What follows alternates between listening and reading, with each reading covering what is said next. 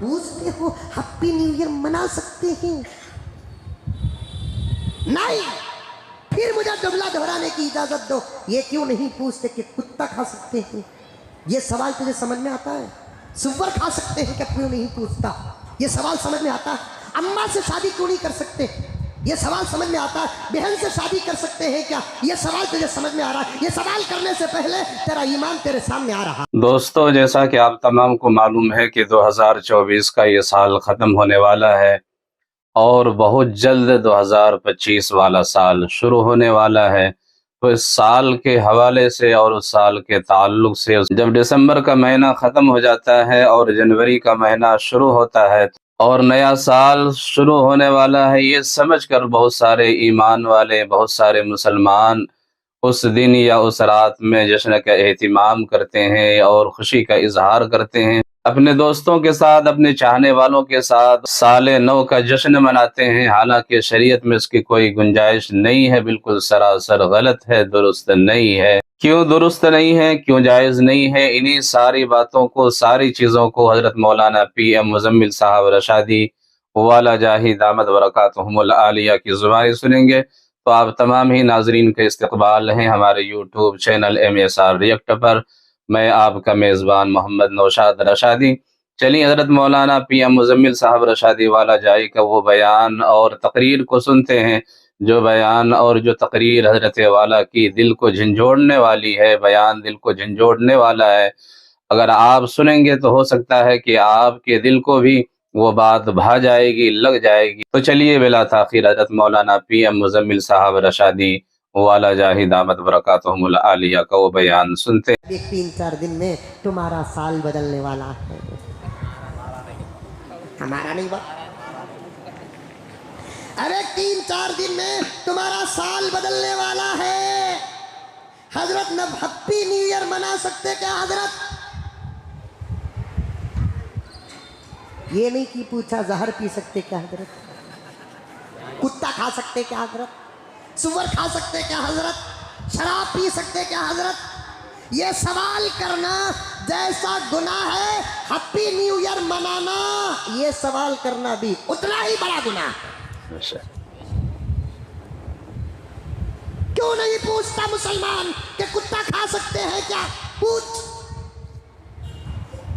कैसा पूछूं हजरत? हमारे मजहब में हराम ना हजरत, तो फिर क्या हैप्पी न्यू ईयर सबे कदर? समझ नौजवान, समझ। अल्लाह मेरी बात गलत कर दे, मैं तौबा करते हुए अर्ज कर रहा हूं नौजवान, आज तेरे आमाल से तेरा नबी तुझसे नाराज है।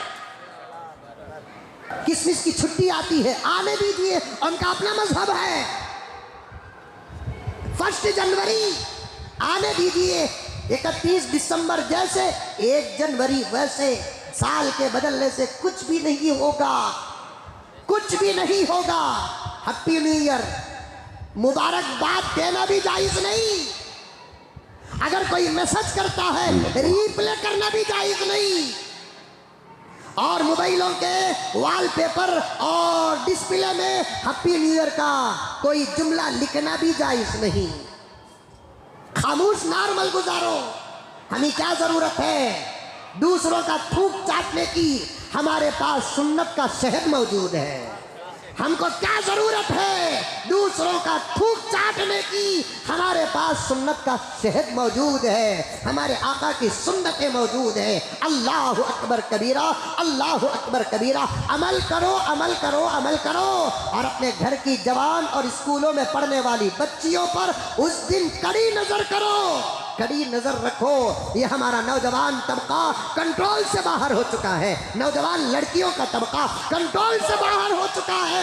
छुपते छुपाते मैसेज कर रहे हैं ला हौल वला कुव्वता इल्ला बिल्लाह। मैं तो यहाँ तक तकवे को सामने रखकर करूँ, हैप्पी न्यू ईयर के मौके पर जो चीजें बिकती हैं, ईमान की हिफाजत के खातिर दुकानों में उन चीजों का बेचना भी तकवे के खिलाफ है। जबरदस्त जुमला, बेचना भी तकवे के खिलाफ है, खिलाफ। मुबारकबादी पूछ रहा है बेवकूफ अहमक, एक ने पूछा, लेकिन सवाल हजारों का है। वो ये सियासी लीडर है ना, ये सियासी लीडर है ना, इनको इस्लाम पेश करने का मौका मिलकर भी पेश नहीं करते। पता नहीं कि ऐसे कामों में मुब्तला लोग, इनका हशर क्या होगा, इनका हिसाब क्या होगा, पता नहीं। अल्लाह के नबी के दरबार में हाजिरी का कैसे मौका मिलेगा, पता नहीं। जैसे ही नया साल शुरू होता है, मसाजिद के जिम्मेदारान में से अक्सर वो भी हैप्पी न्यू ईयर के कटआउट बनाते हैं। ये सियासी मुसलमान लीडरान भी कटआउट बनाते हैं। हमने तुमको मोहम्मद का गुलाम समझकर वोट डाला और जीतते ही तुमने गिरगिट की तरह रंग बदल दिया। बेहतर था कि तुम्हारे मुकाबले में हम किसी पक्के हिंदू को वोट दे देते। आज हमको जुमे के मौके पर तुम्हारे लिए बयान करने का मौका न मिलता। मेरा जनाजा उठा दो, फर्क पैदा नहीं होगा। तुम्हारे चमचे हमारा कुछ बिगाड़ नहीं सकते। शरीयत शरीयत है, किसी बाप की प्रॉपर्टी के कागजात नहीं है। हमने आपको, उम्मत ने आपको मुसलमान समझकर वोट दिया, अल्लाह का बंदा समझकर वोट दिया, मोहम्मद का गुलाम समझकर वोट दिया। तुम मर गए तो हम ही तो जनाजे की नमाज पढ़ने वाले हैं। हमारे कब्रिस्तानों में दफन करने का तुमको मौका मिलेगा और आज तुम नबी की शरीयत के खिलाफ करते हो। अब बताओ, फतवा अगर खोलेंगे तो तुमको वोट डालना जायज या नाजायज, वक्त का इंतजार करो, ये जवाब भी दिया जाएगा। मौका मिलता है तो इस्लाम का इजहार करो। मैं रोकता हूं मेरे दोस्तों को जब शरीयत के खिलाफ कोई काम करते हैं। आप भी तो रोको, जब बड़े हैं तो रोको भाई। हमारे बारे में वो काम न करो जो काम करने से हमारा नबी नाराज होता है। मैं पूछना चाहता हूं, सीएम बड़ा है कि हमारा नबी बड़ा है? पीएम बड़ा है कि हमारा नबी बड़ा है? हमारी माँ बड़ी है कि हमारा नबी बड़ा है? हमारा बाप बड़ा है कि हमारा नबी बड़ा है? अल्लाह के बाद तो रब्बे काबा की कसम हमारा नबी ही तो बड़ा है। ये मेरी मोहब्बत नहीं, खुदा का फैसला है। वो मलक से अफजल है, अंबिया से आला है, रब के बाद ही सबसे, रब के बाद ही सबसे बढ़ के कमली वाला है। वो बड़ा है हमारे लिए अल्लाह के बाद, और कायनात में सबसे बड़ा अल्लाह के बाद हमारा नबी है। उसकी शरीयत के खिलाफ कोई काम आ जाए, उसे हाथ से मत फेंको, पाँव से ठोकर मारो। सुनने में आ रहा है जुमला,